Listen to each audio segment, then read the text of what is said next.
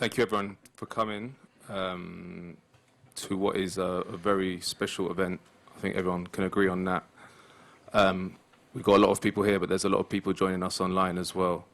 I don't really know where to start with what's going on. I'll speak very briefly, but for me, it's the worst thing I've seen in my entire life, what's going on in Gaza.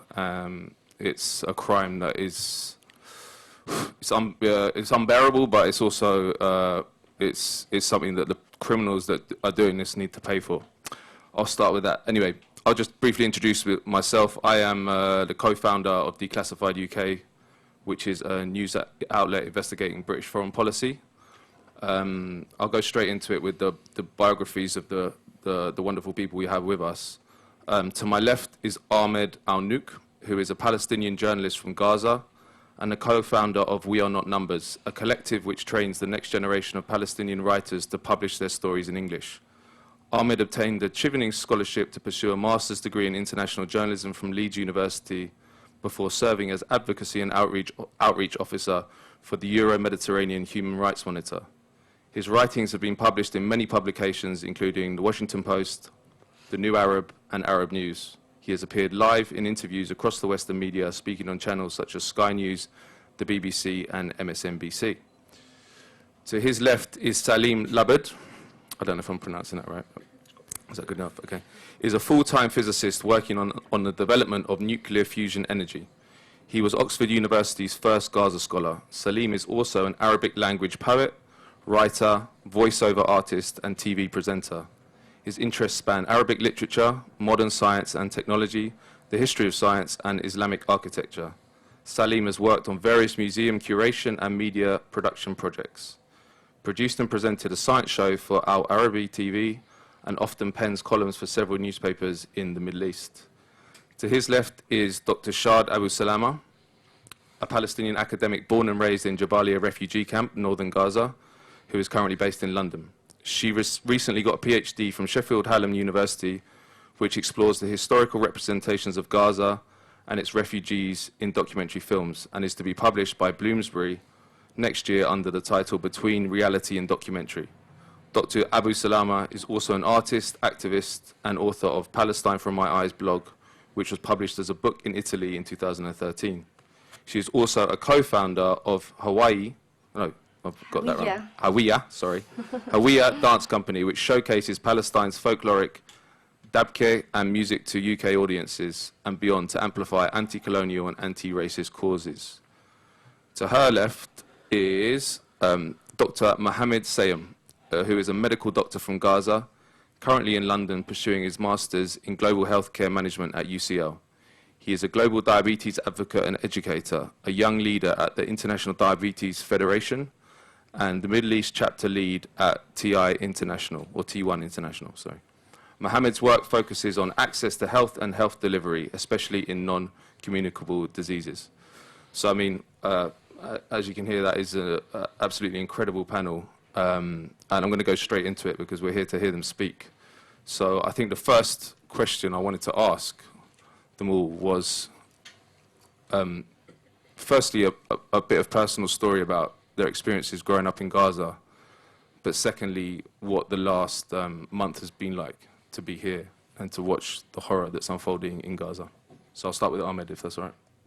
Well, thank you very much, and thank you all for coming and listening to us.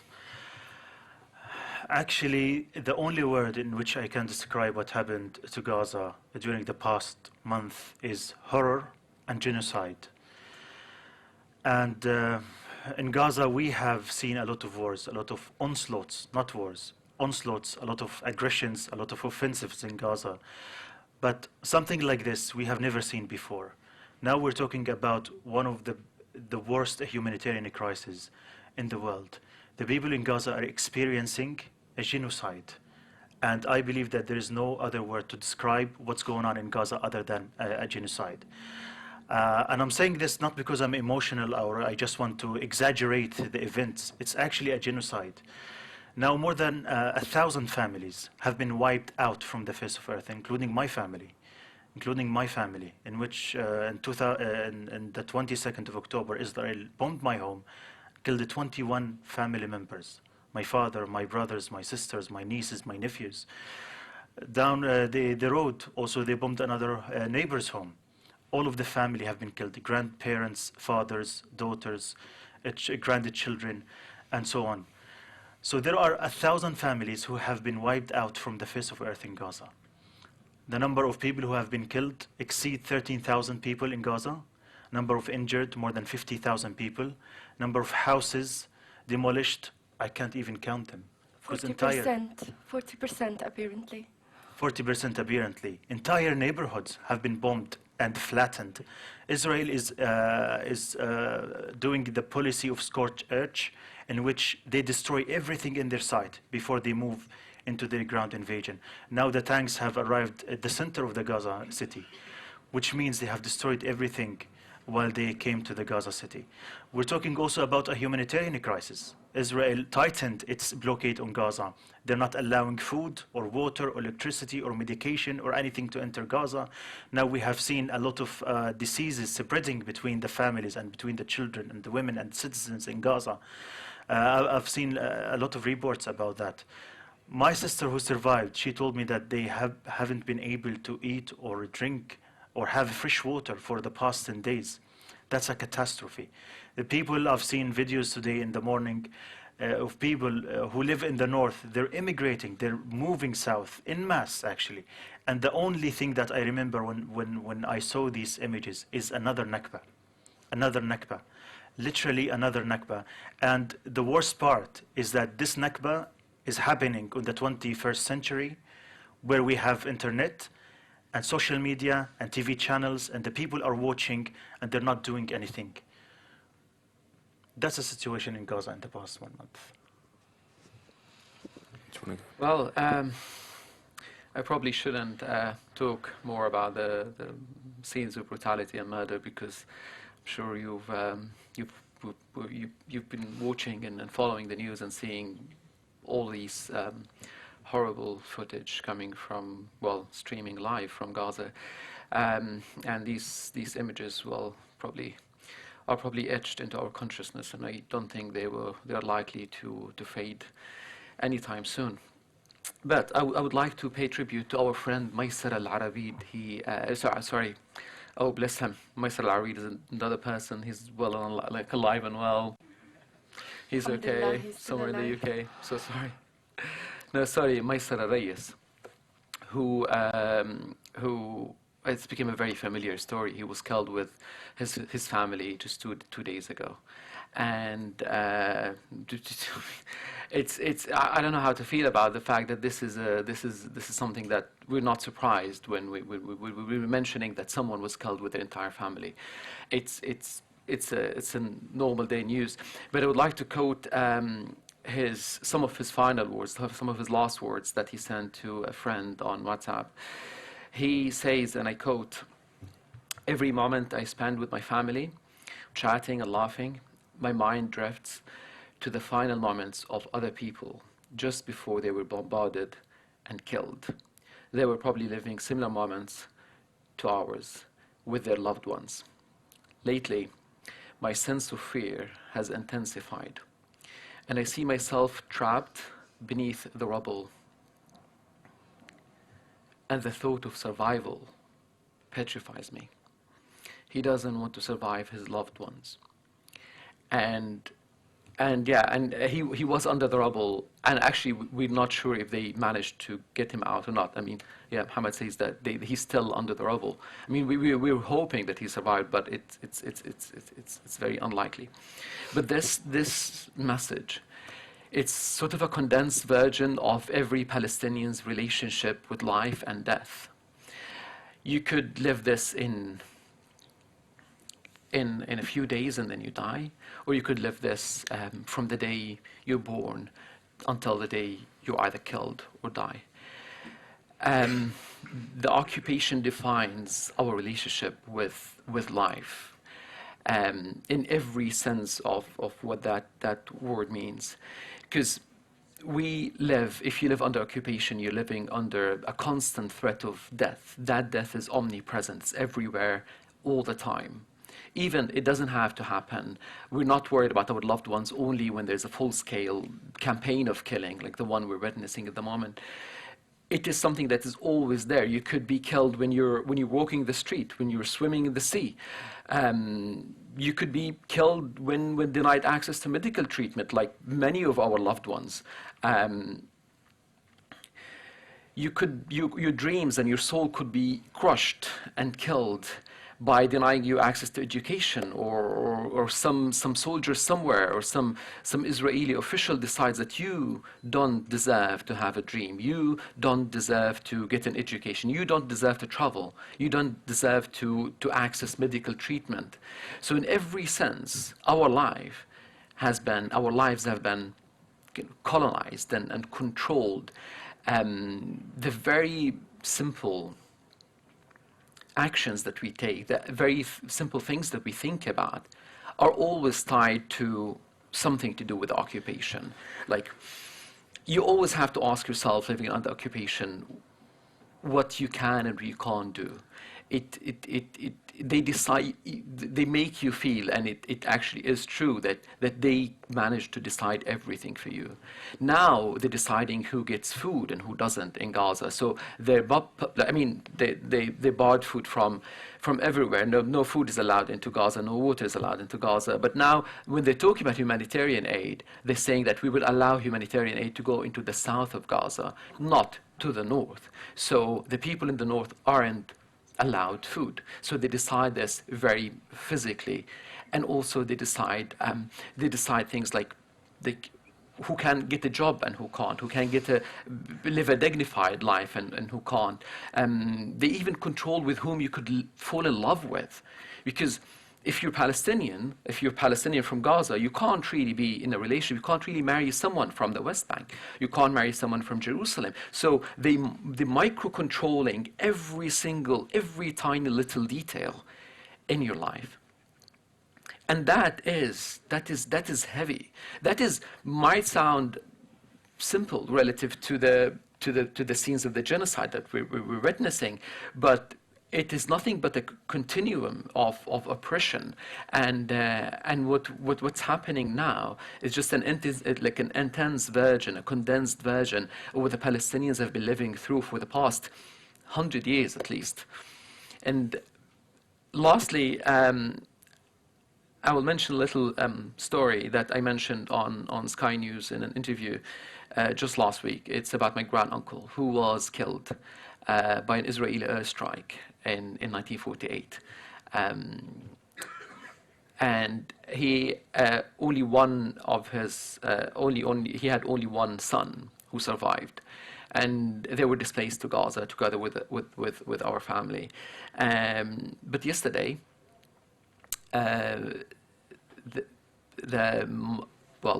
granduncle's son was killed with his wife and children and grandchildren. So what started in 1948 hasn't really ended. It's just a continuum of oppression and occupation, and it's something that's very, very difficult to move on from, because we're stuck in it. We are forced to be stuck in it. Yeah. Shahd, do you want to speak on the same thing? Hard to come after Ahmed and Saleem. The past month has been horrific. It's been worse than our worst nightmare.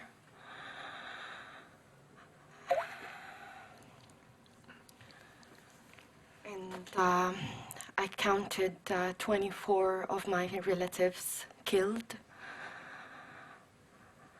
My cousin Khalil is the only survivor of his family. His wife, Hiba, and 3 of his children, who are younger than 10 years old, are killed. And my other cousin, Hiba, who was married to the brother of my cousin's wife, they had grouped together. They had fled from their home and moved elsewhere, thinking that this home was going to be safe. And then also in the same attack, This other cousin and her children were killed. 3 survived and 1 remains between life and death, and the husband also survives. But a total of 23 in that separate incident on the 23rd of October. The day after, I'm sitting with my cousin Yusuf, one of my closest cousins, who was surviving in Jabalia refugee camp, my birthplace. And I was trying to gather the names and put a list of our martyrs and pictures and gather their ages, as much information we know about them as possible, so they don't get forgotten in the increasing number of martyrs. We wanted to make sure that they are not numbers. Another one of the things that the platform Ahmed Alnaouq is working for, is trying to achieve. And then we've done this list, and then a day later, we wake up to the news that Yusuf is injured. A missile has fallen 4 houses away, but this is a refugee camp. If you hit one place, then you're bound to cause devastation to hundreds of squares. So he gets injured, and he clings to life for 4 days. And in those 4 days, Jabalia refugee camp gets massacred and massacred and massacred, and again and again and again. And the amount of devastation that we saw is just unbelievable. We've lived through so many of these episodes of mass killings and mass destructions, and many of us, all of us probably, every Palestinian here in the crowd has found themselves at such a close encounter with death. We know how precarious our life is, but something in this barbarity we've never seen. My dad is 72 years old, and he says, and he's a survivor of so many attacks on Gaza, and a survivor of 16 years of captive resistance in Israeli jails, where torture and daily struggles is a daily matter. And he stresses, I've never seen something like this in my life, and he calls it genocide. Make no mistake, this is not a war, this is genocide. And it is happening hand to hand next to an ethnic cleansing campaign that is continuing systematically since 1948. Since Israel established itself on the depopulation and the destruction of Palestine, they've dominated us indefinitely, and we are blamed if we resist. This, what we're seeing now, is a result of 75 years of international inaction that has failed the Palestinians over and over again. International interventions and conventions and human rights resolutions and UN resolutions, how many that has been already published in the past 75 years, that has already endorsed everything that we, the Palestinians, have said to the world, and also recommended Israel to stop the occupation, to stop the siege, to stop this endless oppression of the Palestinians, the crime of apartheid. How many reports has been issued on this, on these multi-layered crimes? And nothing happened to serve the Palestinian justice. And what we're witnessing right now is a direct result of the world failing the Palestinians, the international community failing the Palestinians. I hope after we finish this round, we have a moment of silence for our martyrs. Well, to be honest, I'm humbled, of course, to be here and maybe speak after the words of my colleagues here. And my own experience for the past month have been nothing but complete horror and terrifying, and of course being heartbroken for everything we see on the news, for what we see about our friends, about our families, the fact that I can't sleep at night because I keep watching the news just to make sure that my family is still alive. Just to know that, oh, this bombing is not really close to my family. Just to know whether I'll be able to contact my family in the morning. And for my own personal experience as a person living with diabetes, this constant stress and worrying, the fact that I don't really sleep that much, it has a direct influence on my management of my own condition. And I never find the time or the capacity to be able to manage my condition, because this is the least I care about at the moment. I mostly care about my family, I mostly care about my friends, about the Palestinians who are losing their lives, who are injured, about the doctors, the heroes in the hospitals trying to support the system, even if they have no supplies. With the scarcity of resources, they try their best to help the injured, even though they know themselves and their hearts that they are maybe injured from the inside emotionally. I'm always worried, and I can't wait to open my eyes in the morning or in the afternoon, because I don't really sleep early, to try to contact my family and fail one time after another until I reach a connection for less than 2 minutes, because we all know how the connection in the Gaza Strip is at the moment. Just to hear the voice of my mother or my father, knowing that, oh, we're okay for the moment. And the fact that they care about how I feel, telling me that we're fine, don't worry about us. Try to work on yourself, try to focus on your studies, is also kind of, I don't know, it kind of puts me into another heavy load in my heart, trying to understand the whole parenting thing, how my family are going through such horrific times and still thinking about myself. My family, same as any other Palestinian family in the Gaza Strip at the moment, of course, are suffering with the lack of food, no access to clean water, no access to electricity. And I barely know their news. I barely know anything about them. And on top of that, me trying to contact people from my own community, the diabetes community in the Gaza Strip, trying to support them or educate them or tell them what to do in case they don't have enough insulin today, or, for example, if they can't access insulin at all.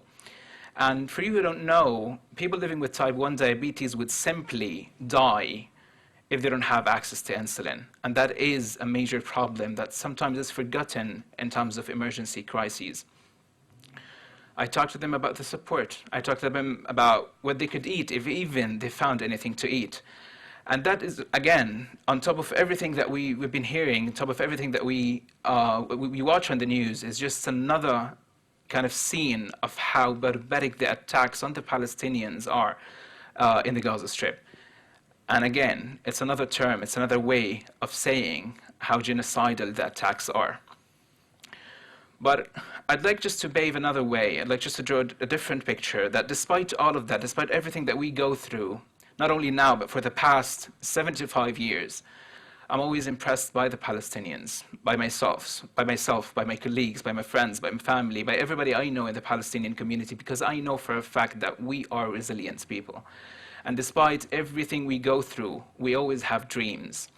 We know that we're always under constant threat that you might die at any second, that anything could happen to you, to your family, to your loved ones. But you still hope, but you still fight for your rights, but you still fight for what you believe in. Because we always think of this world as a better place, because we always aim to make this world a better place, not only for ourselves, but also for the people around us.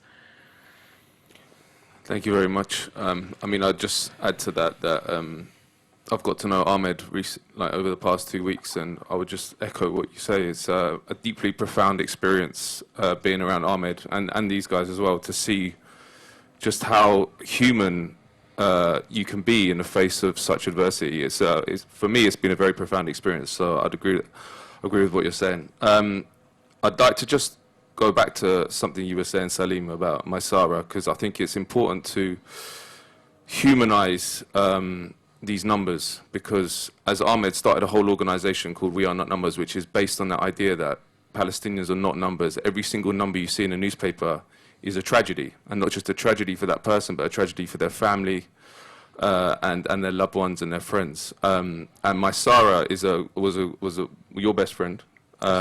You lived with him in Leeds. I know you guys were close to him as well, and he's a wonderful, beautiful human being that was a medical doctor in Gaza. He came to study here on a Chevening scholarship, lived with Ahmed, went back because he wanted to serve his people, served under Mads Gilbert, the heroic doctor in Gaza, who is one of the amazing heroes of our time, along with these guys.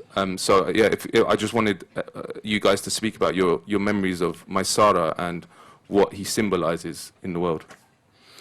Well, Maysara is more than a brother to me. We were both Chevening scholars.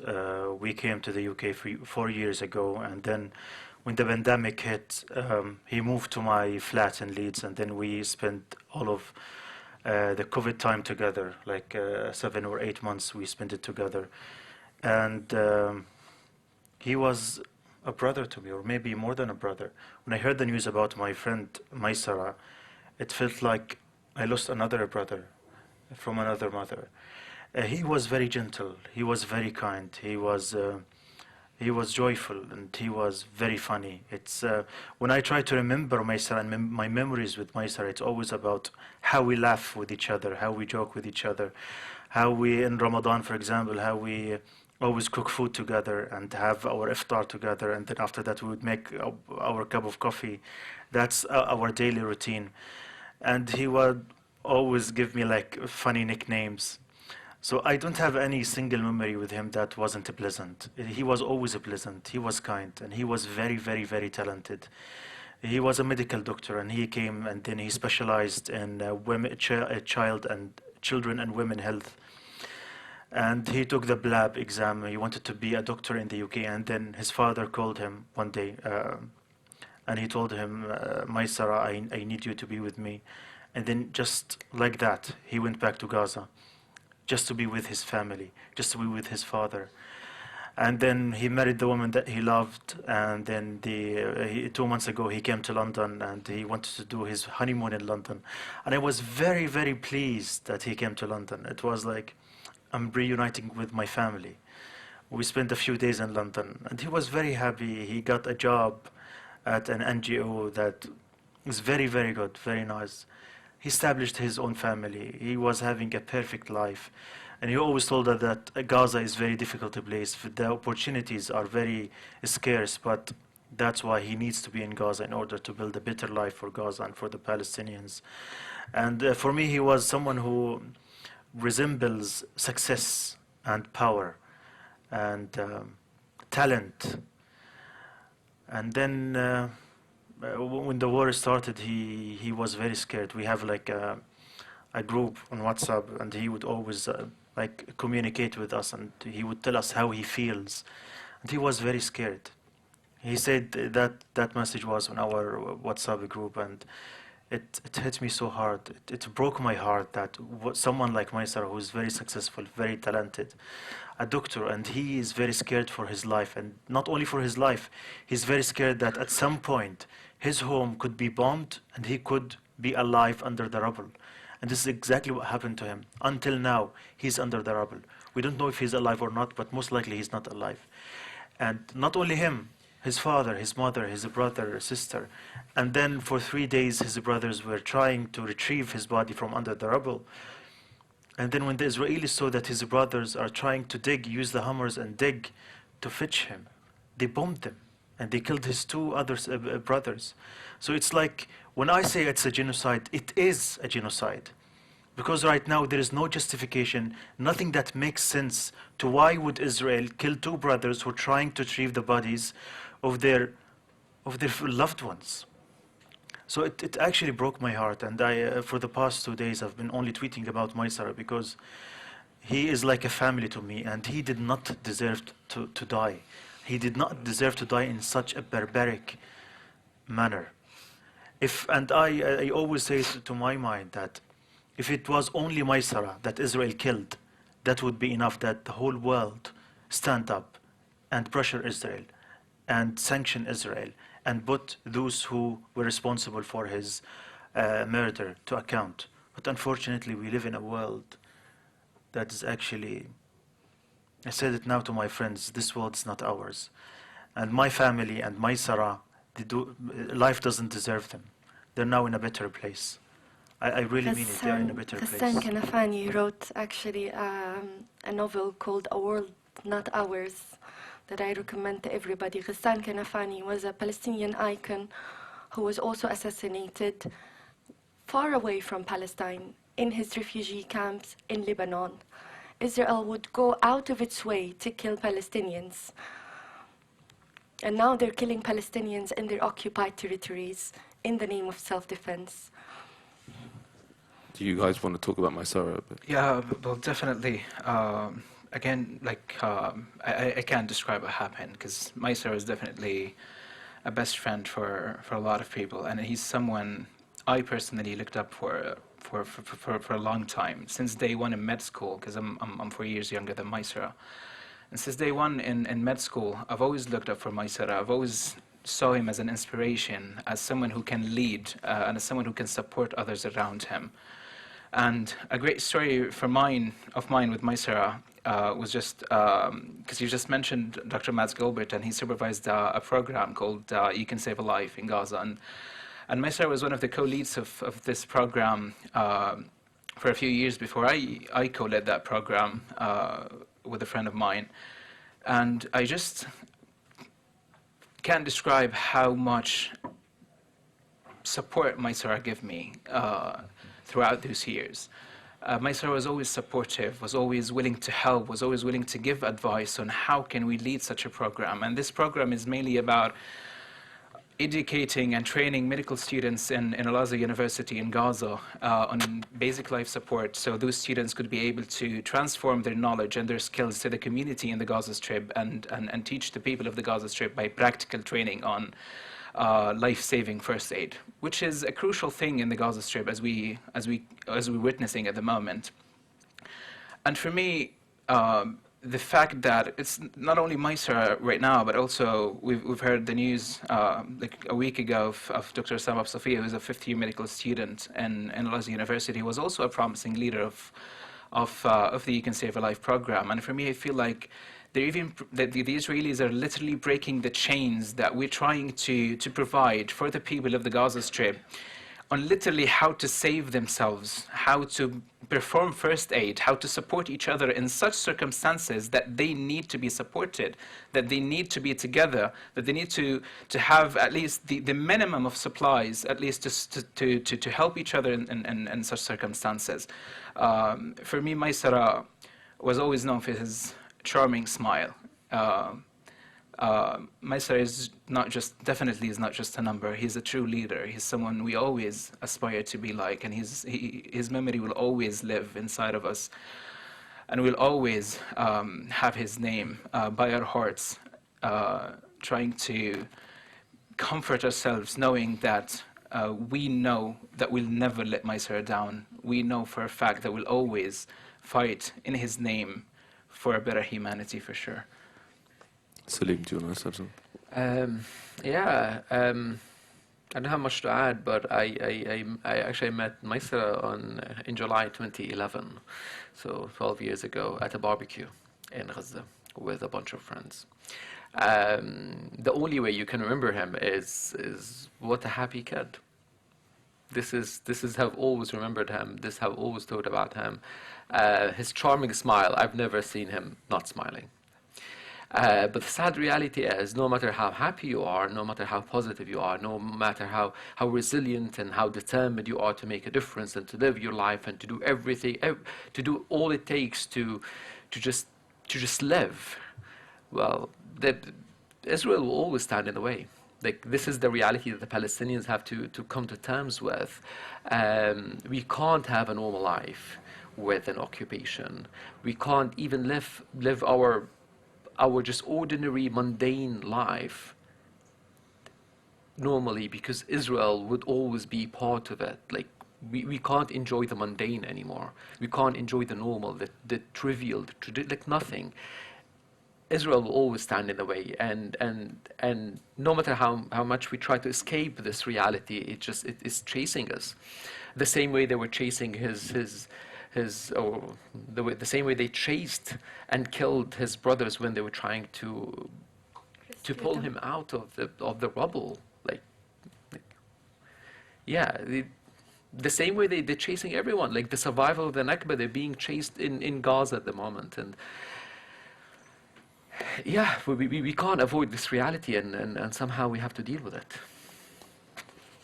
I just want to ask about, it's related to what happened to Maysara and his brothers, because obviously when you hear that a house is bombed, or when the media presents it, there's a sense that this is maybe random. They're going crazy and they're just bombing everything. But it's clear, there's a clear pattern that Israel is targeting the best and brightest of Gaza. They are going, as you said, they're going after everyone who might provide a way of living a human life in Gaza. So they're going after lawyers, they're going after medics, they're going after teachers.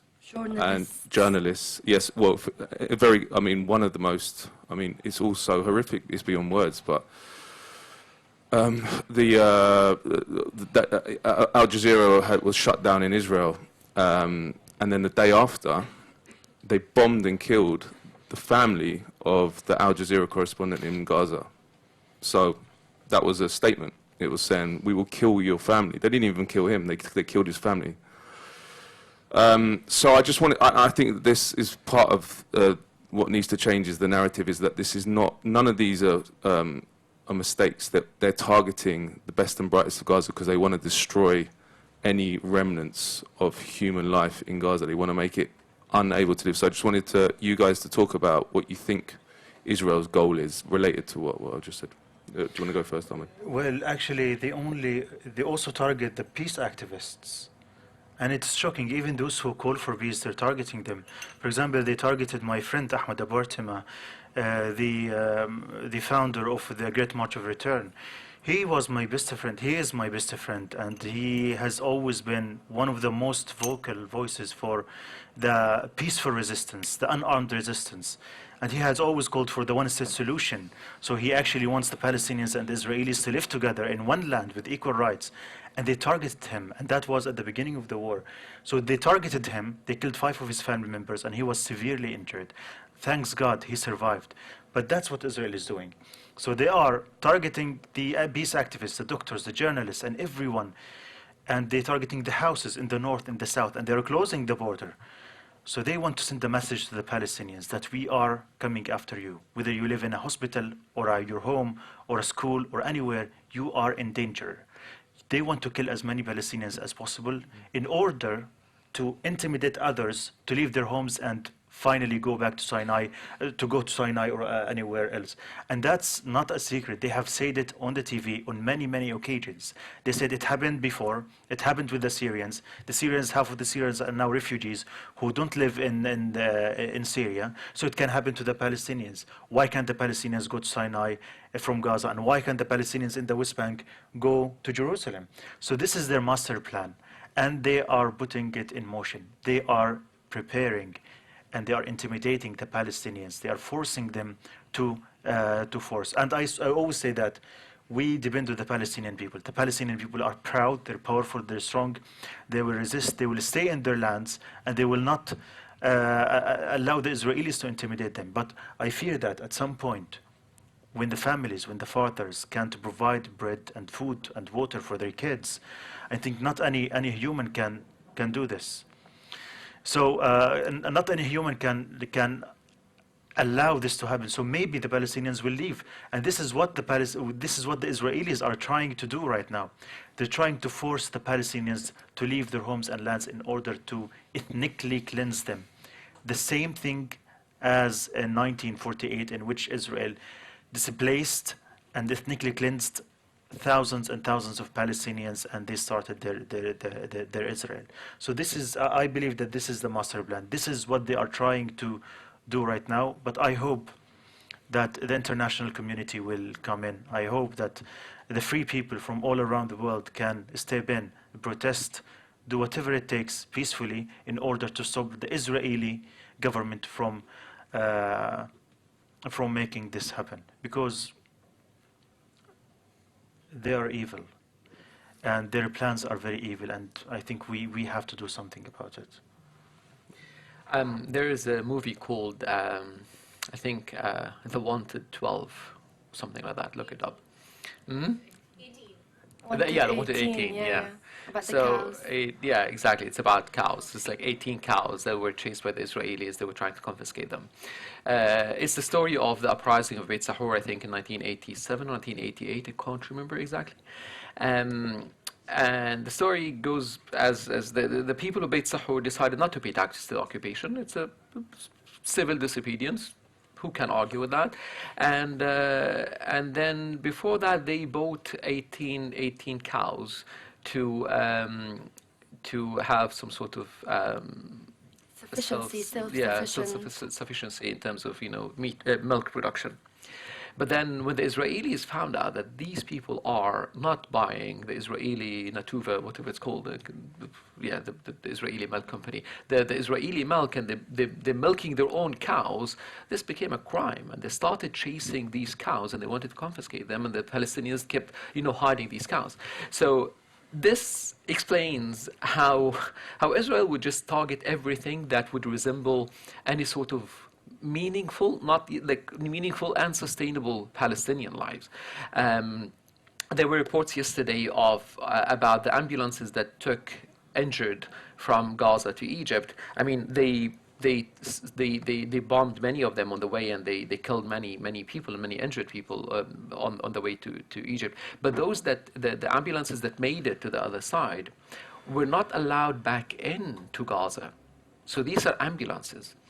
Like the fact that there's no fire brigade vans in Gaza, or lorries in Gaza, it actually explains what the Israelis are about. They don't want the Palestinians to be able to function, at times of quote-unquote peace, and to function at times of war. This is why it's not very pleasant for Israel to hear about Palestinian doctors trying to build some sort of an emergency plan, a crisis plan. It's not something that they would welcome. At best, they want the Palestinians to live in camps, in dire conditions, and then they would allow some aid to come in, and this is the whole problem with describing the situation in Gaza at the moment as a humanitarian crisis, because Israel has somehow conditioned the whole world to see the Palestinians just as a humanitarian problem, and this is why it's not completely sort of irrelevant when the Israelis ask the Egyptians, why don't the Egyptians take them? Why don't Egypt take them? Why don't the Jordanians take the Palestinians? Because for 75 years, they portrayed, together with the international community, they portrayed the Palestinians as kind of this, I don't know, a human burden that is just, that we probably, if we don't kill them, we should just, keep them at bay and maybe feed them, afford them some food and water. And this has become acceptable, that the only way we look at Palestinians is through the humanitarian lens, without thinking much about their political aspirations and political rights. And the question of political rights, even now, when they're talking about Gaza after Hamas and after this war ends, and the Israeli plan for Gaza after, no one is actually talking about the rights of Palestinians. No one is talking about what the Palestinians want. everyone is talking about like a humanitarian corridor. The Palestinians should live in dignity, like whatever that word means. There are different interpretations of what dignity is the different levels of dignity that you could afford the Palestinians. So yeah, it's not out of style for Israel to target every mean to a meaningful life that Palestinians try to build. Yes, I would add that that the Palestinians' existence itself is under threat. It is deemed a threat to the settler colonial enterprise of Israel. And this has been decided long before even the foundation of Israel. And nowadays we hear lots of Zionists feeling empowered, saying publicly that David Ben-Gurion didn't finish off his job in 1948 by completely ethnically cleansing the Palestinians. And what Israel should do now is finishing off that job. They've been already publicly saying, in the pre-state times of Israel, that their main goal is a land without Arabs. And this has been, this is no secret. And the UK knows it, the US knows it, everyone knows it. Everyone who supported Zionism knows it. And even Zionist leaders have also expected native resistance. As they aligned themselves with colonialism and imperial powers to legitimate their foundation on Palestine, in historic Palestine, they were saying that any native population would resist a foreign domination. This is their words, not mine. And this goal for a land without Arab has been consistently translated in Palestine all over historic Palestine between the river and the sea. And that's why when we say free Palestine from the river of the sea, we don't say kick the Jews out. We say that this process of dispossession and dehumanization against the Palestinians between the river and the sea must end. This is what we say when we say free Palestine. And it's important to remember that this humanitarian so-called disaster is man-made.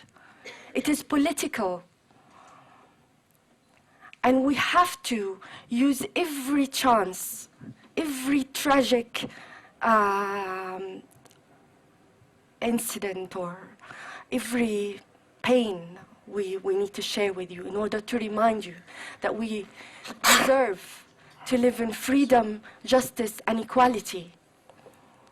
And the people of Jabalia or Al-Nusayrat or Al-Junaina or any refugee camp, whether in Palestine or in Lebanon or in Jordan or in Syria, if they have to move anywhere, they need to go to Haifa, Yafa, to all these lands, to Beit Jirja, to Ashdod, to these lands that we've been denied return to, although it is guaranteed by 194, UN Resolution 194 of 1948, that to this day fails to be implemented.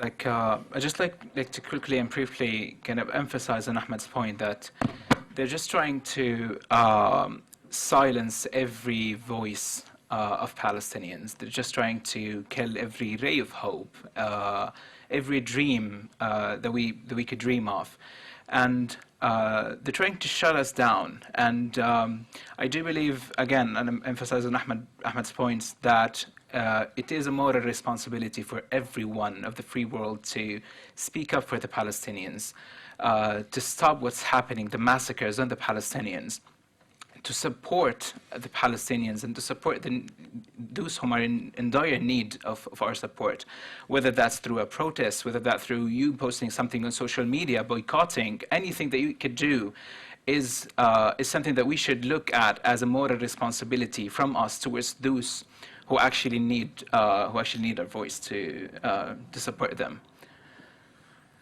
Just to go back to Saleem's point as well, there was a WikiLeaks cable that came out in 2008. Well, it came out in 2010, but it was from 2008, where an Israeli official says explicitly to a US official that our goal is to keep Gaza on the verge of a humanitarian crisis at all times. And that is, as you say, that is the plan. I mean, and that's what they want the status quo to be. That they can't live. We don't want it to go into a full-blown humanitarian crisis because we don't want to be embarrassed. But we don't want them to live any kind of decent life because they're a threat to us. They can't remember exactly which Israeli official said we will put the Gazans on a diet. Yeah. So yeah. And I just wanted to talk about that because, for me, the key to all of this is what you mentioned about dehumanization. Like, this is the key. This is the only way this can happen. Is that the Israeli government, but also, it has to be said, a lot of Israeli society, if you look at the polling, they are mostly supporting this, and they also, when you're polled about Palestinians, they have fascistic views about the Palestinians. So it's a society that is deeply, deeply racist, and I would call it a fascist society. I just wanted to get you lot to talk about, like, what is it like? I mean, one of the most profound experiences for me was going to Palestine twice. I went to the West Bank, and I tried to get into Gaza both times, but they wouldn't give me a visa. But first time I went with the International Solidarity Movement, and the second time I went as a journalist. And it was a life-changing experience, but the thing I came away with most is what you said, is like how human the Palestinians are in the face of some of the darkest forces that history's ever known, in my opinion. I mean, when you see apartheid up close, a lot of people say when they come back, you're changed after you see apartheid for real. I always think of it as like the total negation of the human spirit. Everything, there's walls everywhere, fences, everyone's divided based on their ethnicity or religion. It's a horror. But in the face of that, the Palestinians I met and were taking me around, I slept on the floor of a family in Sheikh Jarrah who were going to get evicted by Israeli settlers, and they did. When I went back in 2016, I went back to the house that I'd stayed in, and it had a massive fence in front of it and an Israeli flag. So, I mean, how does it feel when you're experiencing all this pain and all this trauma to have this dehumanization of your existence? And also, as a supplement to that, I don't know if you want to answer this as well, the role of the media in that, because that is the main vehicle through which this dehumanization happens. Ahmed. I believe the most or many of the major mainstream media, Western mainstream media, are complicit. They are complicit in the war crimes that are taking place right now in Palestine. And I've said it many times, and I will say it again. The Western media killed my family. The Western media killed the Palestinian families. The Western media killed more than 5,000 Palestinian children so far during this war. The Western media is the reason why we are dealing with all of this. They have been complicit with the Israeli crimes for so long, not only during this war, but for 75 years. The Western media has been portraying us as animals. It's exactly what Netanyahu said, or the Gallant said. They are portraying us as animals, as we are less worthy, as we always have to prove to the occupier or to prove to the Western audiences that we are like you, we are good, we are not terrorists, as if the default for Palestinians is that they're terrorists, that they are all Hamas, that we want to kill the Jews. And they know that many of the best supporters of Palestine right now are Jewish, and Jewish people from all around the world. But they always say the Jews because they want to print this image on the viewer that the Palestinians are inherently anti-Semitic, that we want to kill the Jews, that we are all terrorists. Not Hamas, we are all terrorists, the Palestinian people are terrorists. Not only during this war, but for a long time. And I've been a journalist in Gaza, and my first encounter with the Western media was during the March of Return, which in my eyes, it's an amazing phenomenon. Palestinians, hundreds of thousands, tens of thousands and hundreds of thousands protested for 2 years peacefully at the fence between Israel and Gaza, and they said, we want our right of return, which is guaranteed by the UN Resolution 194, peacefully. And then the Israelis started shooting the Palestinians, killing 300 Palestinian people. And then I was reading the media, I was covering the news, and I was reading the Western media and how they cover. It's always on the BBC that, for example, on the 14th of May, Israel killed 60 Palestinian protesters, peaceful protesters at the March of Return. It was a massacre. It took place in front of my eyes, and I was seeing and noticing what's happening. I saw a kid.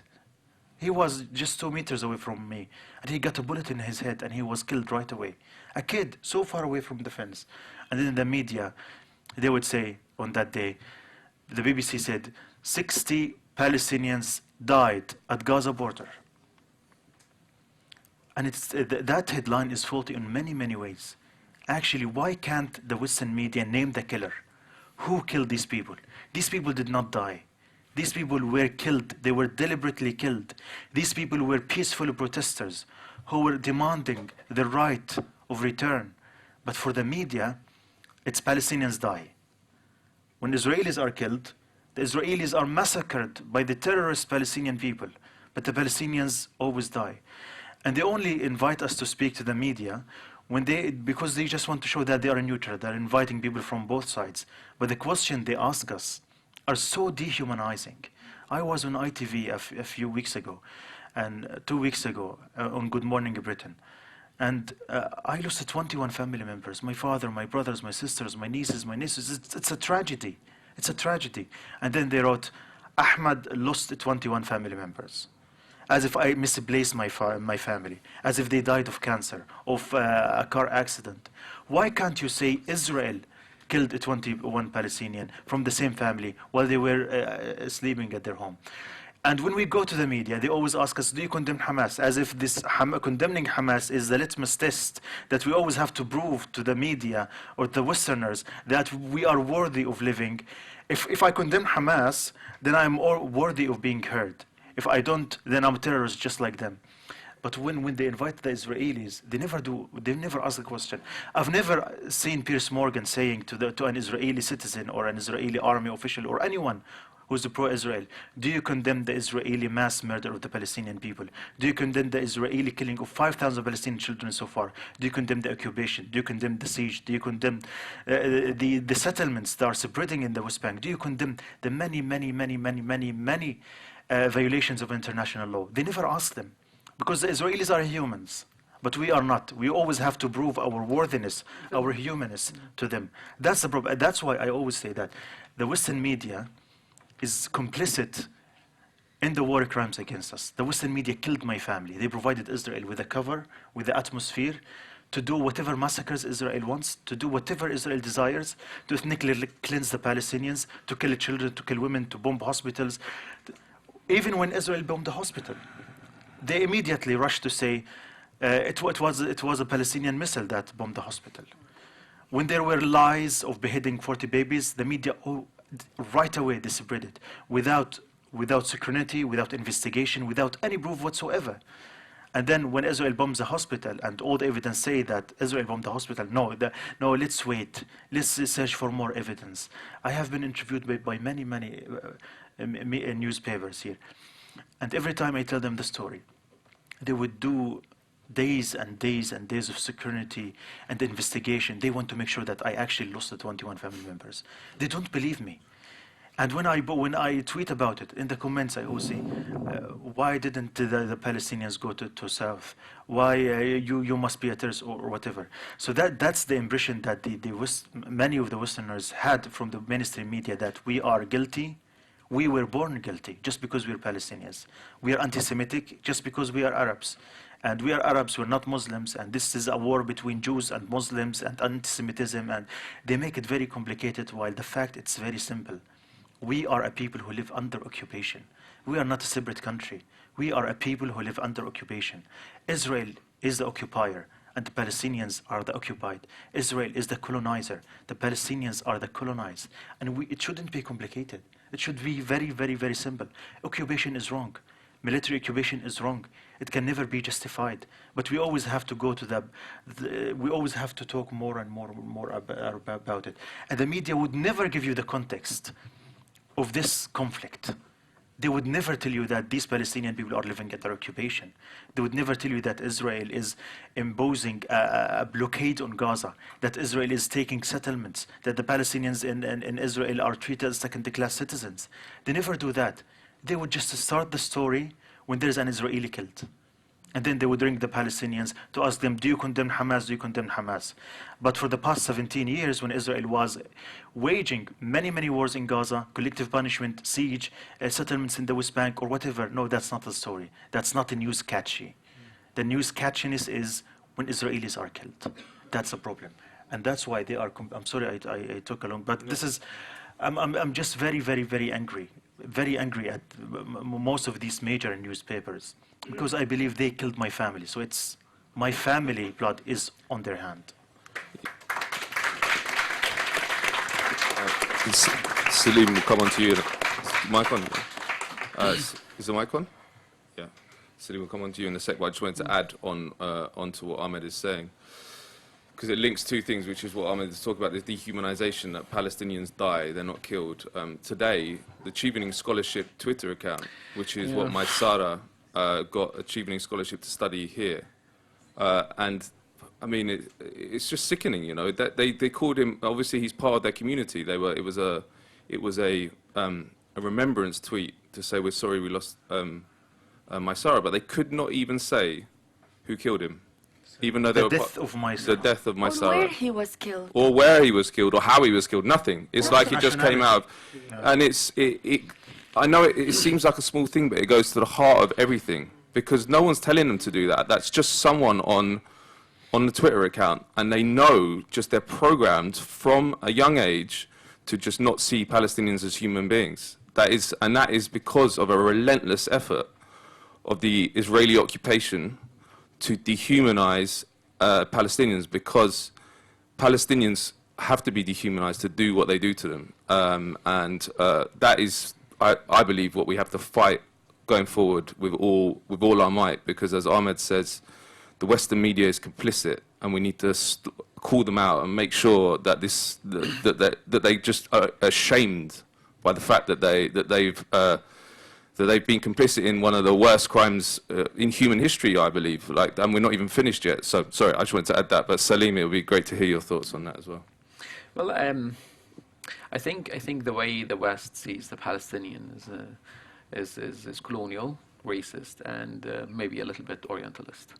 I'm not an expert on these topics, so but when they say that the Palestinians are killing themselves, I think it appeals to their Orientalist fantasy about this weird people who live in the Orient, the others who just so hysterical that they kill themselves, or they kill their own children to feel sorry for them, and I think it appeals to some sort of fantasy about the Orient somehow.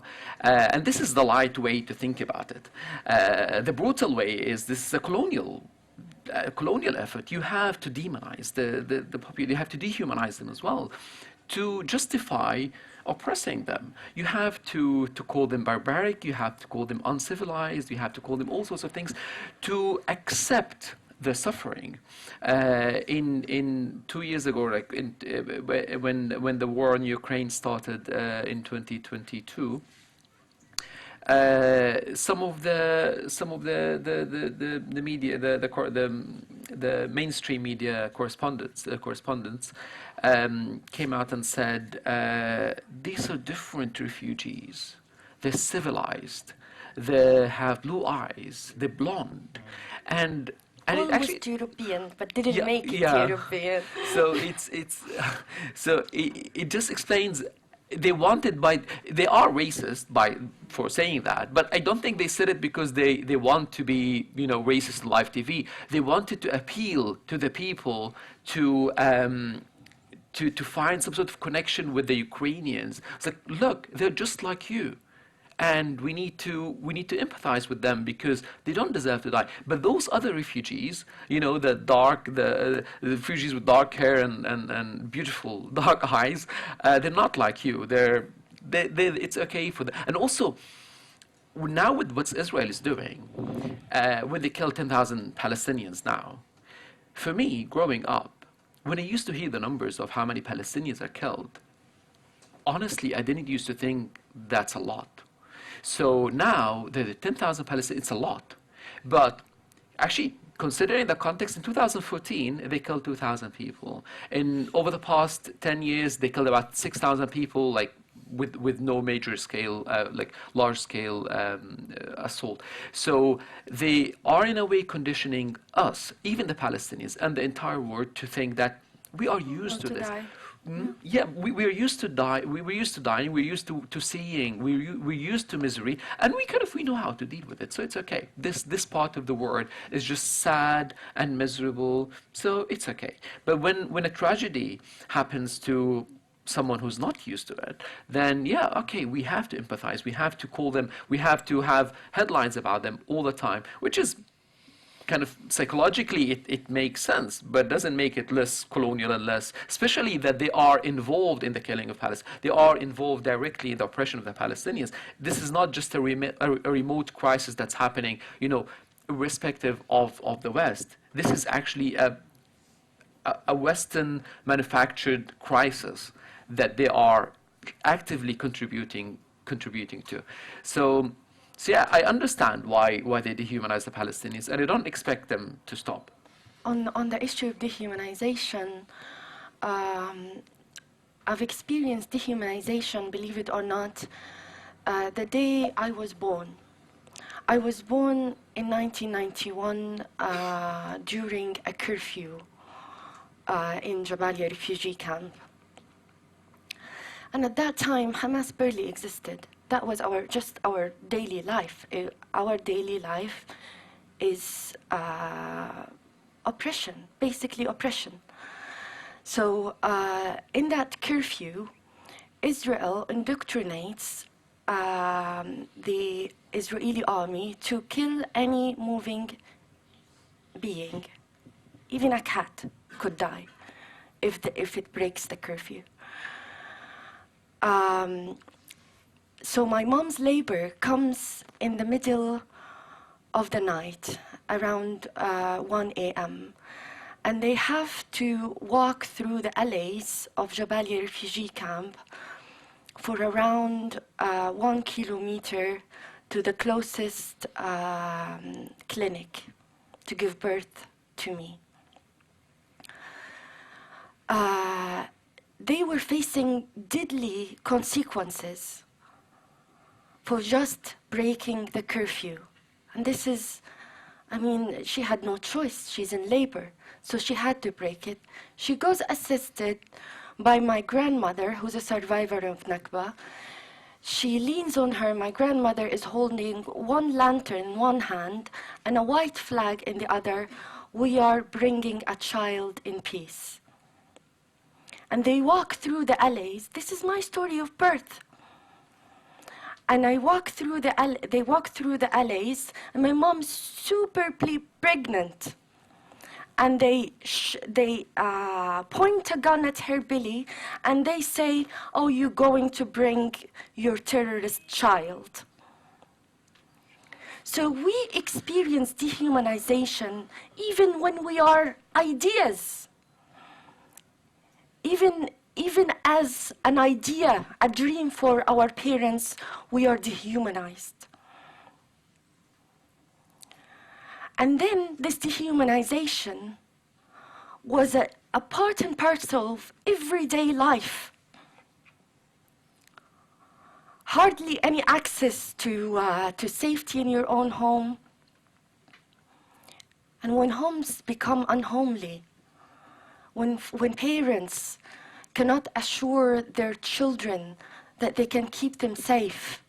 Imagine the devastating consequences on a family that cannot just provide safety to their own children because they have no control over any aspect of their lives. And then I come out of Gaza with all these big dreams to become somebody, to go back and serve my people and empower Palestinians and empower the narrative of the Palestinians. And then we are called anti-Semitic and terrorists and dehumanized when we enter the banks and know about the investments the banks hold with arms trades and Caterpillar and Elbit Systems and Raphael and many others. If you do the research, you would find out all these connections. We are dehumanized when we enter the supermarkets and we see what's on the shelves, like Sabra and these Israeli dates that are basically Palestinian stolen lands. There's just no ending. We open the TV and we hear the politicians and the media and the dehumanization stabs us. We hear the politicians, Suella Braverman, she calls the protest a hate protest. This is a labor of love for an abandoned, oppressed people. And no one can demonize it as such.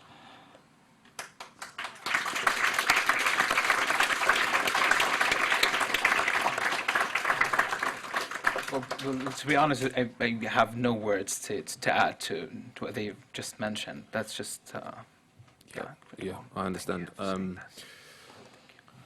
Next question is just about, I mean, what's come across very clearly is that Israel is hell-bent on just the annihilation of Palestine, the annihilation of the Palestinian people.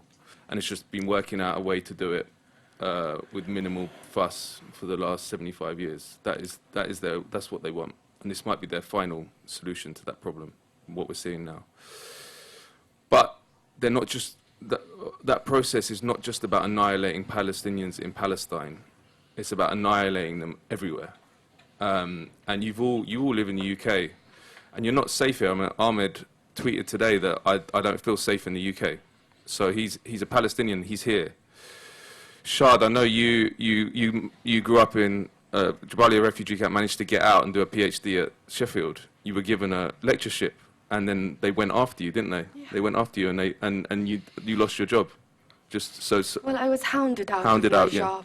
Hounded out of your job. So nowhere in the world, it's not just in Palestine, nowhere in the world is a Palestinian safe from intimidation and the oppression and the control that you've been talking about. So I just wanted everyone to talk about what the experience is. I mean, Ahmed, you can talk specifically about what you meant by that tweet, and then others maybe whatever you feel.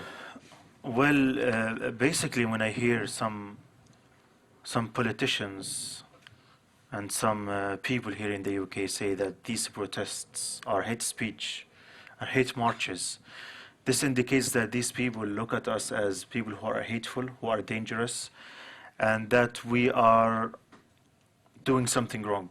For just calling for a ceasefire on Gaza, then you are hate marcher.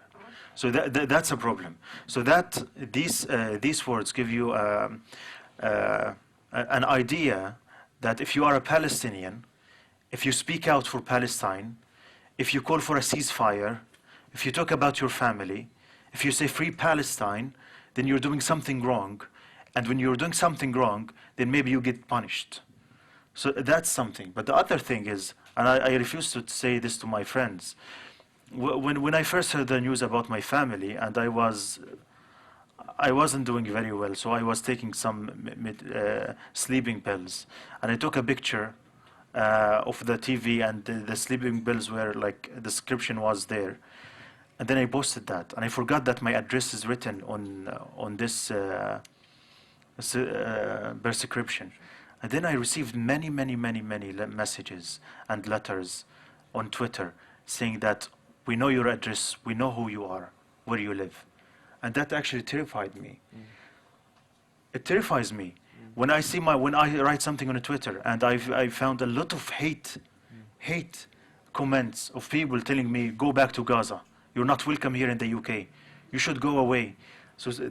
So these comments that we're hearing from politicians, from the media, that the Palestinians are terrorists by nature, that we are always dehumanized, that we are not welcome, that they always say the word that we do not want Palestinian refugees in the UK, do not get the Palestinians from Gaza to the UK. This gives you an impression that we as Palestinians, especially those of us who speak out and who are being known right now, I actually don't feel safe in this environment. I actually don't feel safe. And I was very happy when I first got the Chevening Scholarship and I came to the UK and I felt like, oh my God, these are the happiest days of my life. And then when I saw this tweet from Chevening, the death of Maysara, I felt ashamed. I regretted the moment that I rejoiced for having a scholarship. So now this hate that we're experiencing, we're seeing, we see it from many different levels, from the media, from some politicians, from some people, common people who were misinformed about what's going on. It's on many layers, on many levels, and it actually, all of this gives me a feeling that this is not a very safe environment for me, especially because I speak out right now and I do interviews all the time. So people know me, and it takes only one crazy person, one stupid person to do something wrong, and then I don't have much to add, especially after the last note about that actually being physically under threat. But yeah, we Palestinians are being bullied, and I think soon enough, those who are bullying Palestinians, we will be bullying other people who don't agree with them. So these politicians who are trying to suppress the Palestinian voices are also risking the very liberal values they deem to have and to protect, because you can't have it both ways. And now if they can suppress the Palestinians, soon enough they will be able to suppress other voices. Can you just talk a little bit about what it's like at Oxford as well? Because, I mean, you're the first Gaza scholar, and obviously, how's it been there? Oxford is a very interesting place. It's not... there's so many layers to an experience of someone like me in Oxford. Not starting with actually being Palestinians, actually being different, or being from a not being part of the bulk of the community in Oxford is quite an experience in itself. But there have been incidents when you feel that you're being passively silenced and passively sort of kept at bay here. But and my way to deal, I've been in Oxford for a long time, so when I was an undergrad, my way to deal with it was to deny it, to think that it's fine, it's okay for people to be racist, and it's just the norm of, yeah, it's one of the things that we have to accept, and it's okay for people to say stupid things at dinner without thinking through them, or sometimes thinking through them and still saying the worst thing they could think about.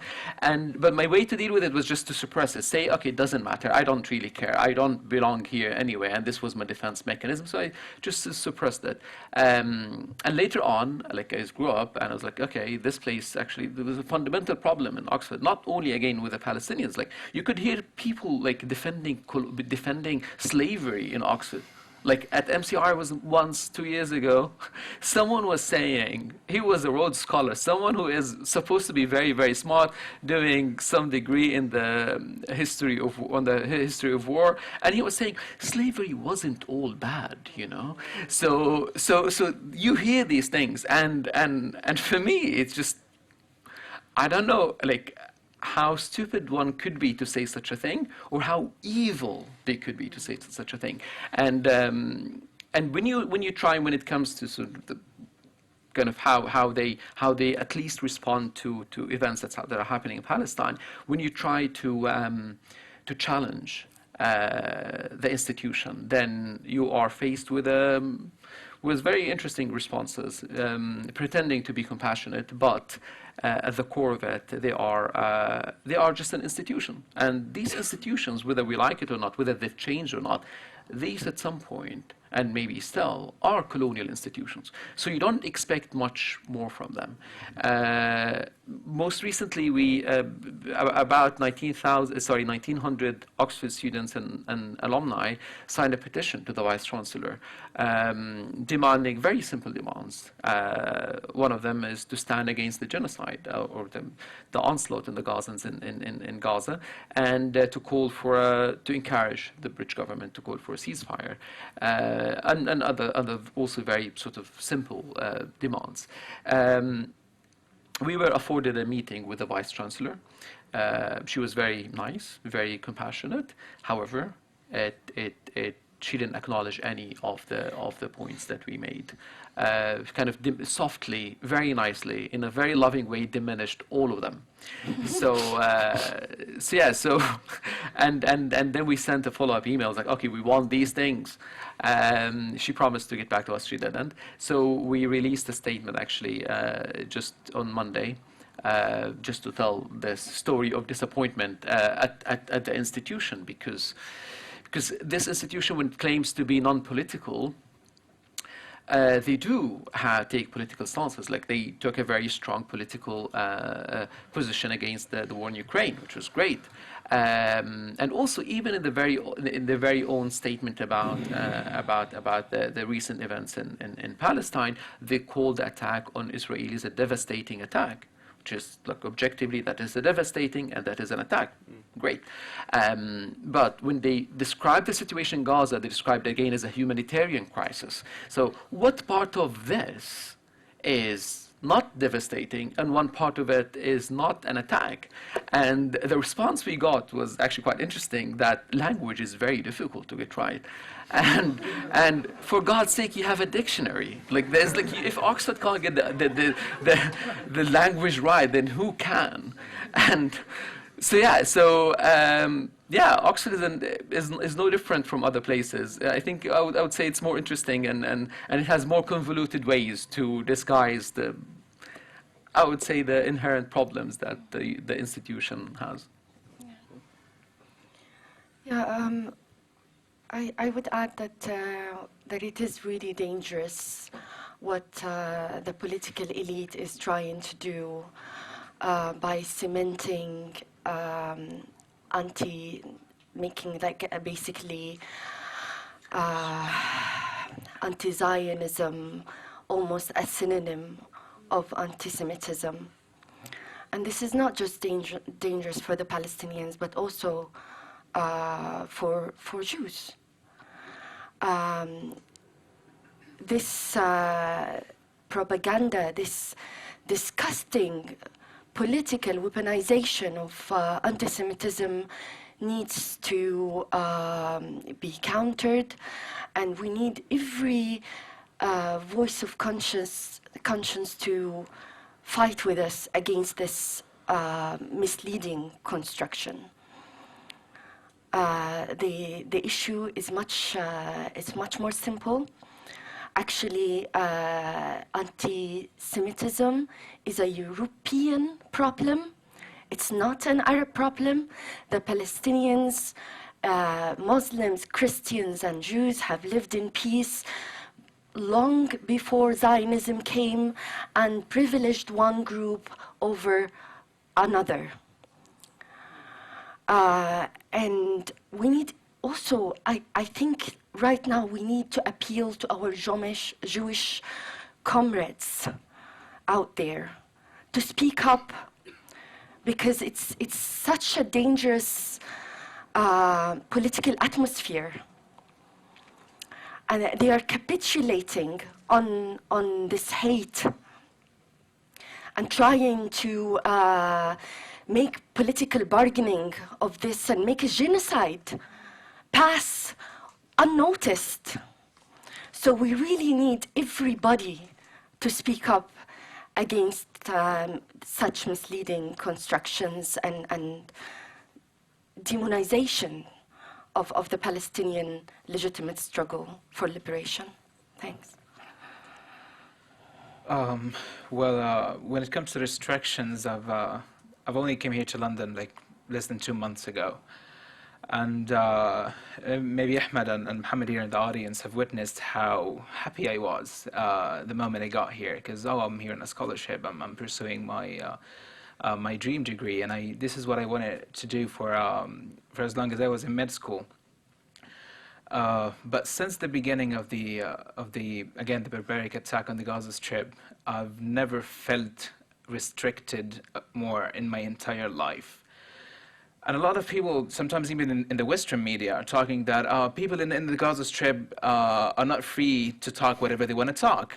You don't have freedom of speech in the Gaza Strip. But I can say out loudly and proudly that I can talk whatever I want in the Gaza Strip, and I can mention things in the Gaza Strip that I can't mention here. And that is something that people should acknowledge. And again, as my colleague here just said, that we're not uncivilized. We can talk about whatever we want to talk. And it is important for us to display our emotions, to display how we feel about our lives, loud and clear. And when we march to ask for a ceasefire, when we ask governments, when we ask the international community to take actions against the oppression, against what's happening in the Gaza Strip, we're not marching to do any harm. We're literally marching to a ceasefire. We're literally marching to stop this from happening. And just the idea that, for example, when everything started, the government here just said that even raising the Palestinian flag could be a crime. And that's like, this is my country. I'm free to talk about my country. I'm free to express how I love my country, how proud I am about my country. And again, it is really devastating not to be able to talk about everything in the Gaza Strip. And sometimes as a Palestinian, again, healthcare activist, I feel constrained. I feel like I don't really have the rights to talk about the problems that are facing the healthcare system, for example, in the Gaza Strip, which I'm sure that we'll talk about in a minute during this elation in the Gaza Strip.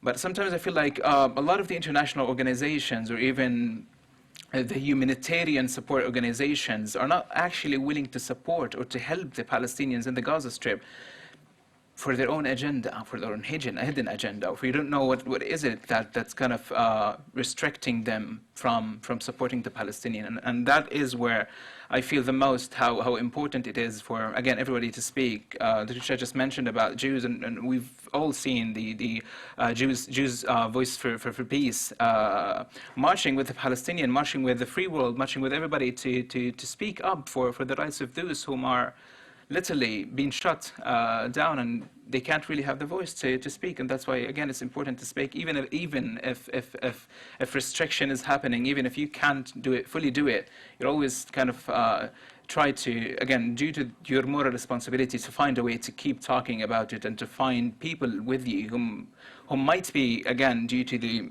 Western media and the whole mainstream thing, maybe more privileged to be able to use their voice maybe than you.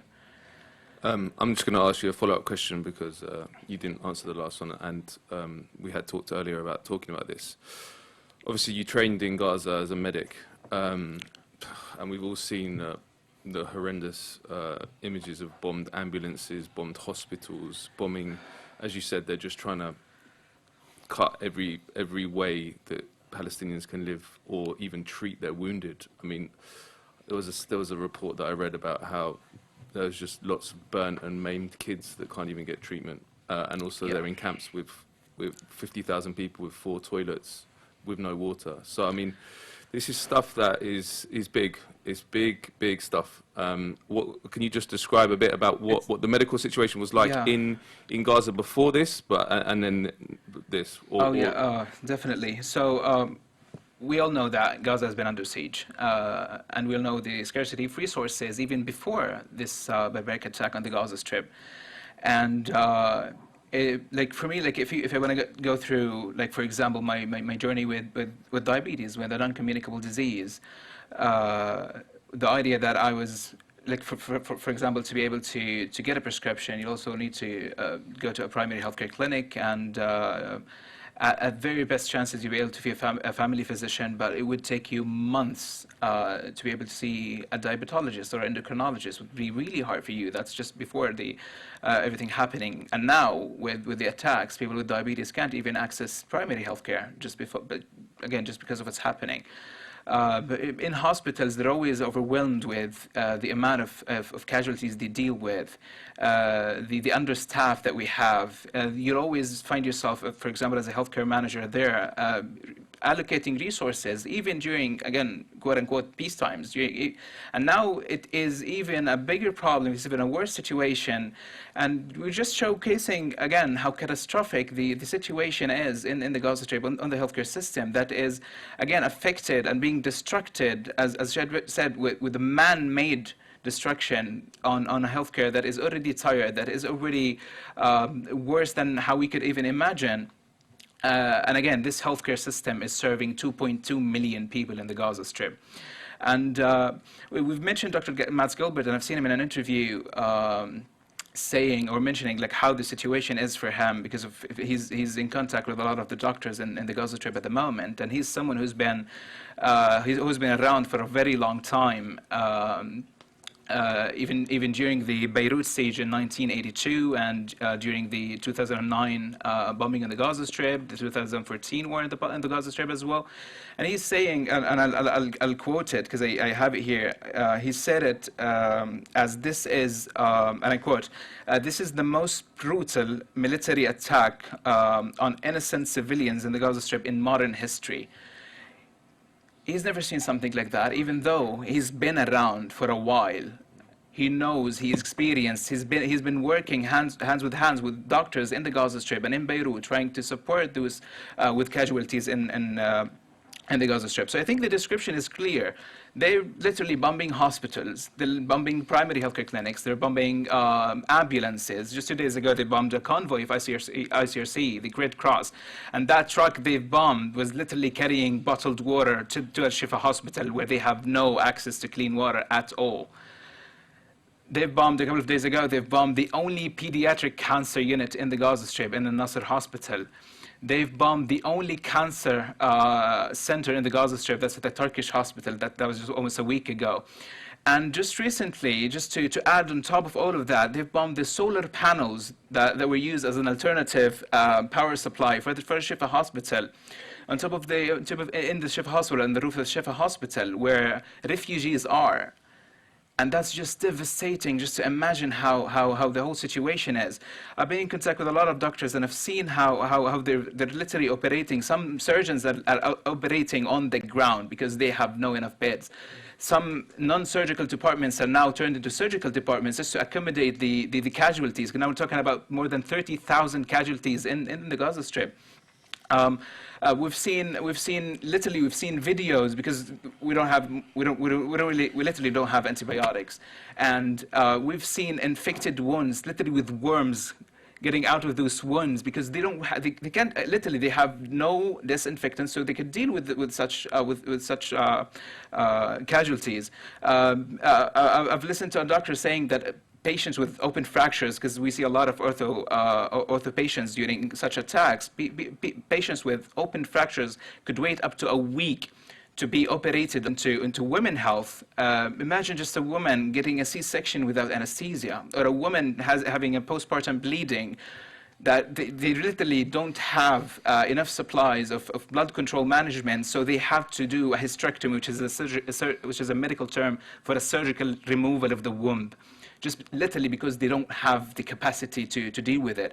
So it's not only the scarcity of supplies, the rooms, even corridors are now turning into departments. Even refugees, again, flee their homes to live in hospital corridors, to live on the stairs of hospitals. Doctors can't even move around right now, especially at night where there's no electricity. They could literally bump into anybody sleeping in that corridor. And that's just too much literally on humanity. We're talking about a hospital. Those hospitals are supposed to be protected by international law, and now they are being targeted in the Gaza Strip.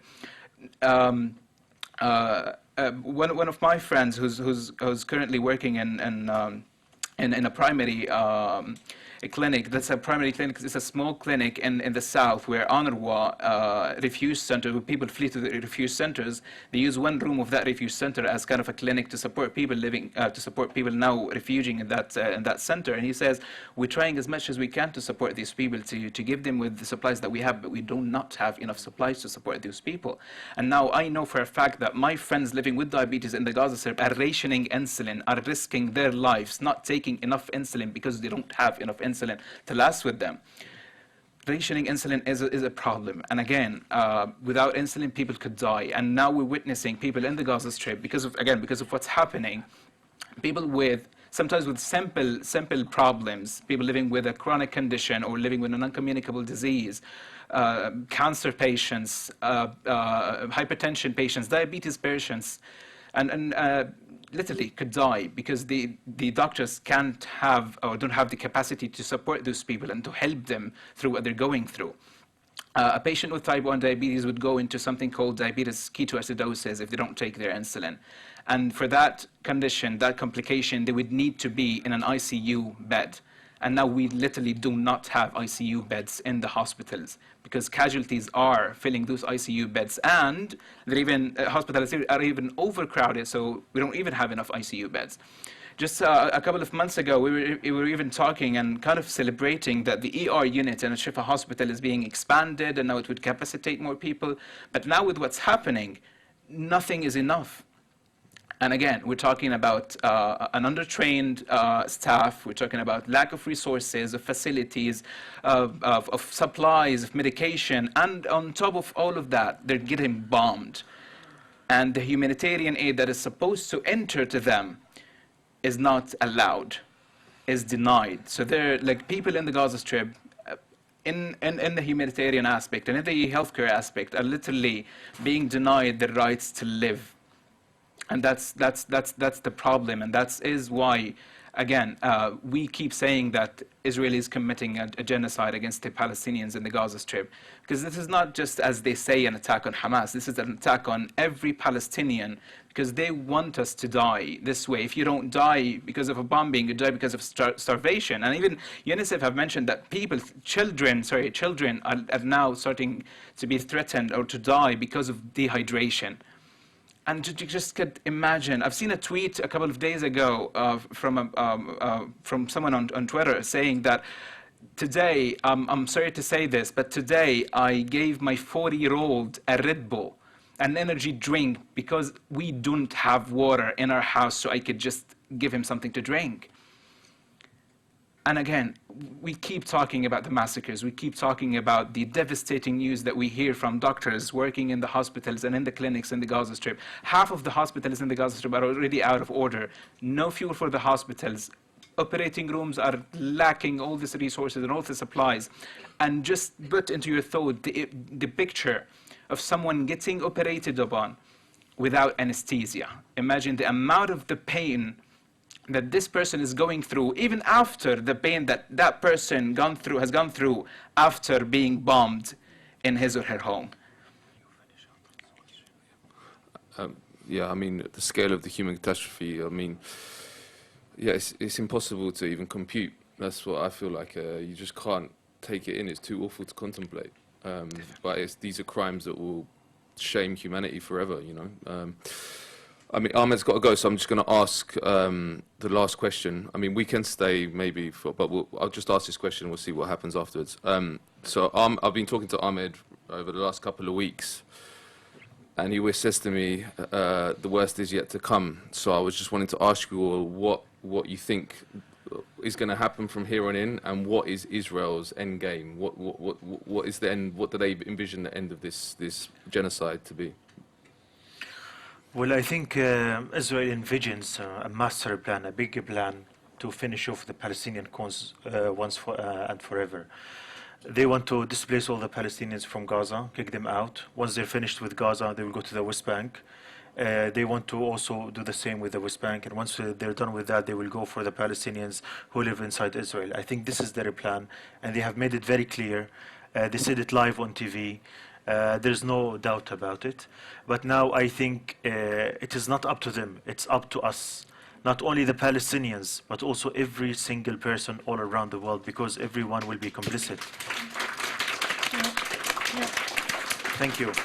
I believe every single person in this world will be complicit if they allow Israel to do their master plan now.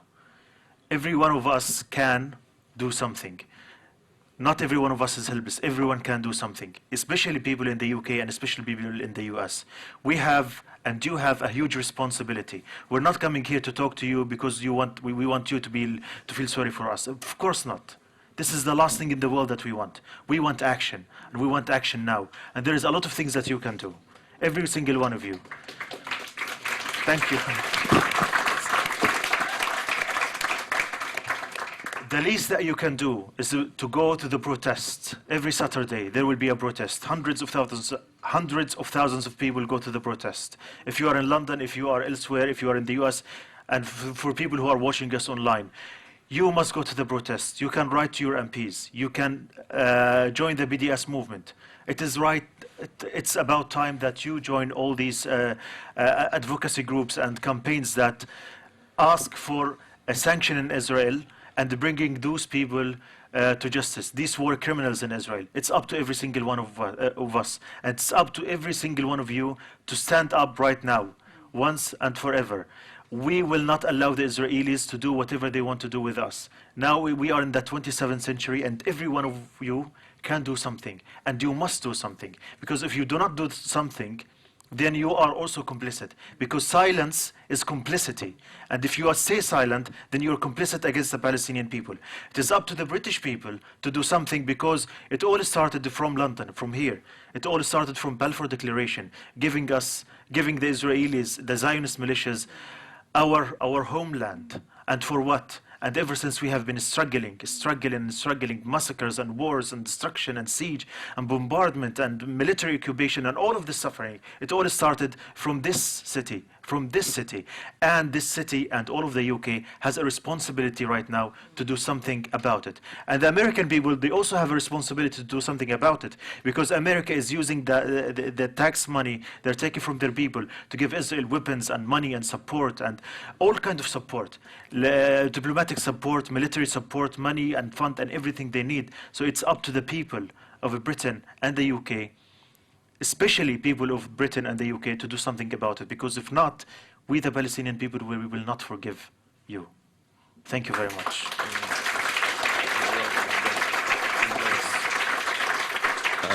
Yes, Saleem. I meant to add a second question onto that, which is, what's Israel's grand plan, but also what can we do? Because that's the question I get asked a lot. So if you can answer both those, that would be great. Well, I think I don't know what Israel's plan is, but I know for sure that what's happening now is an inflection point. Things will get much worse before they get better.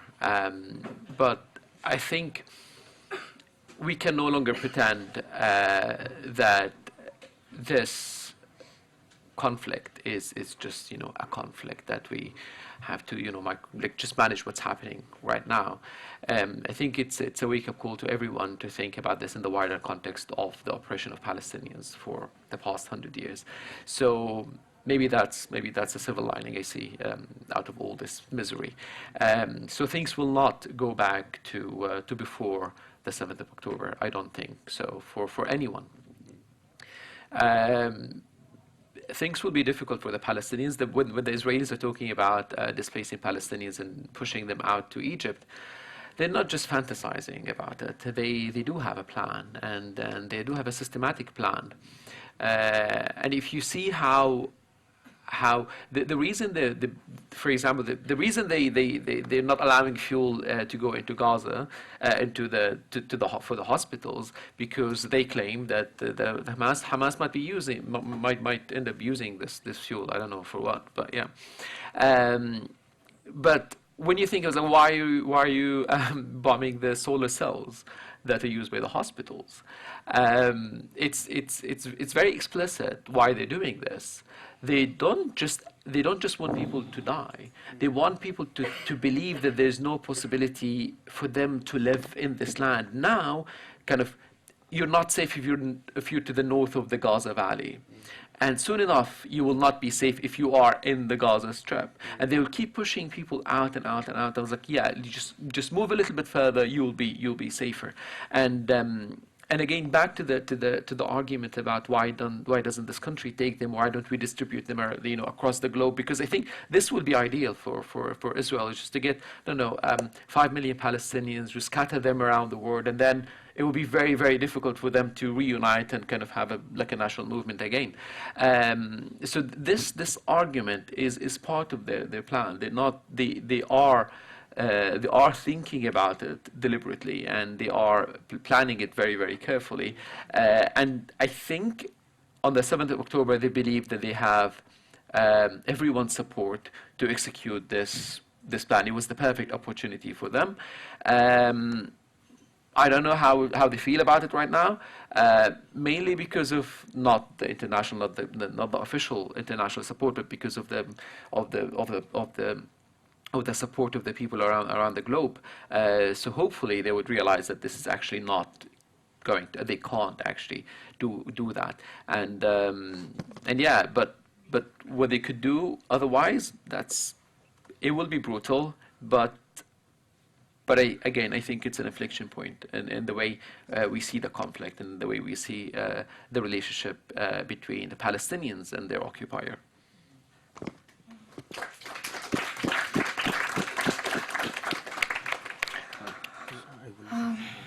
Okay. Go for it. Yes, we are at really, really challenging times, and I'm sure we will cry a river after this is over or not. Who knows? It's very scary. It's frightening. But yes, you can do it for the Palestinians, because we won't forgive you. We won't forgive the whole world. Already, we've had enough of feeling abandoned and dehumanized. But do it for your own selves. Because if the Baptist hospital in Gaza is made a legitimate target for bombing, if UNRWA schools, if bakeries are also legitimate targets, then your bakeries might be next, your hospitals might be next, your schools might be next. It's beyond comprehension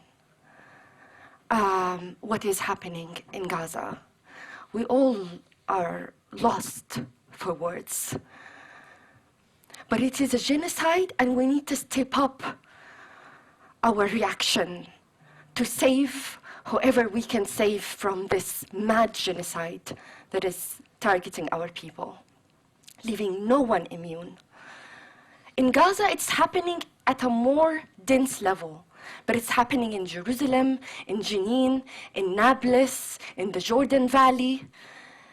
The operation, the systematic dispossession of Palestinians is threatening all Palestinian communities everywhere.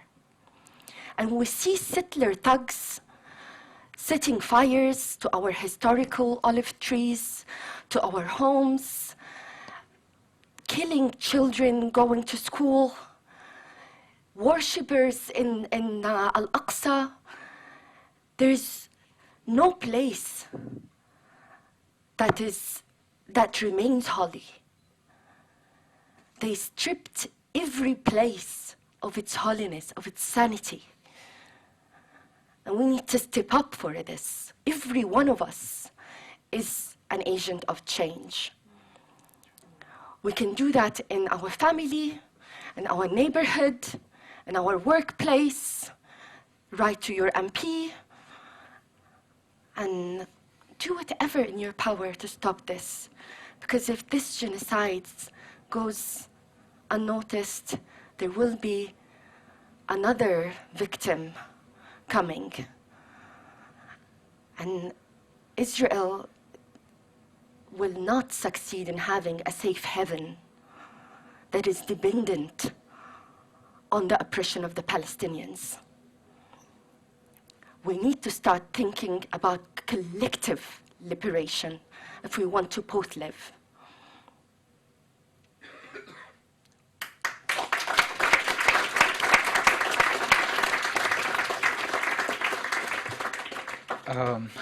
The first thing that comes to my mind when we're talking about advocacy and we're talking about anything that we could do to support the Palestinians in the Gaza Strip or the Palestinians across the world at the moment is that, yes, I know that advocacy takes time. Yes, I know it's hard. Yes, I know that sometimes you might feel like, oh, I'm done. I don't really have the capacity to do this anymore. But I know for a fact that advocacy shall always reach its outcomes, the things that we desire to have.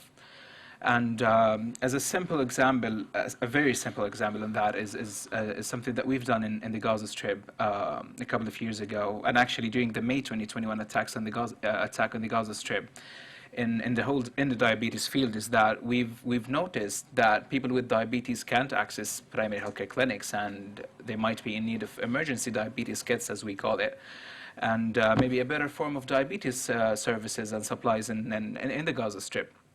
And it is the first moment that I felt the warmth of the international diabetes community, and I say it this way because I know that we all now feel the warmth of the international pro-Palestinian community, the international community that cares for humanity.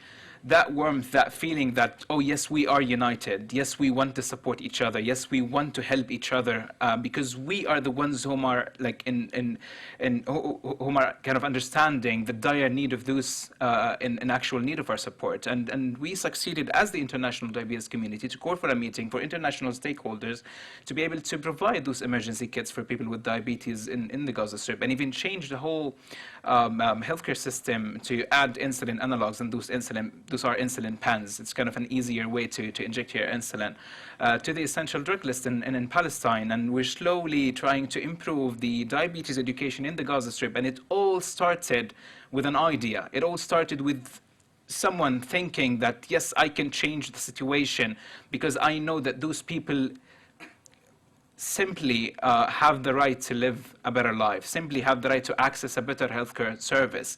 And we all know that what we're going through is because of occupation. We are denied from our rights as human beings, our human rights of accessing healthcare because of occupation. That is why it's very important to keep advocating, to keep talking, to be loud, and to use your voice for those who has no voice, for those who have been shut. And that is, again, why it's important to be united.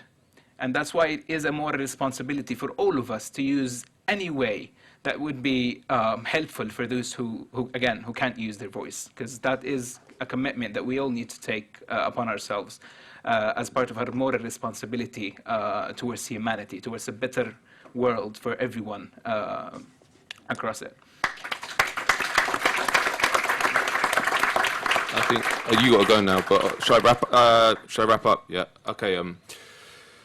Yeah. So that's a lot to take in, obviously. I'll just finish by saying I echo what these guys are saying. We have a responsibility to the Palestinians, but also to humanity. This is a human crisis, unprecedented. Everyone's seen the images that are coming out that are going to be seared into our memory, but we can do something, and we have a huge amount of privilege here. We're in London here. The two most important places to be right now are London and Washington, because they are the biggest backers of the genocidal regime and this monstrous regime. So we, and also, we have much more privilege than these guys. As we've been outlining, they go after Palestinians. Palestinians, like you said, Mohammed said, he has less ability to speak here than he does in Gaza, even though we're told that Gaza is this nightmare for free speech, you know. So we need to use that privilege and understand how privileged we are. Our actions can have a big impact, and there's a lot of obstacles to speaking out for us as well, but they're small fry compared to what these guys put up with. You know, they're tiny. You'll get called anti-Semitic, or you'll get called hateful, or all these things. But this is much, much too important to accept that. And I think if what I've been thinking recently is, I always used to wonder what I would have done, you know, in the 1930s in Nazi Germany. Would I have looked away? Would I have gone along with it? This is the time where you know what you're doing now is what you would have done then. This is on that level. This is the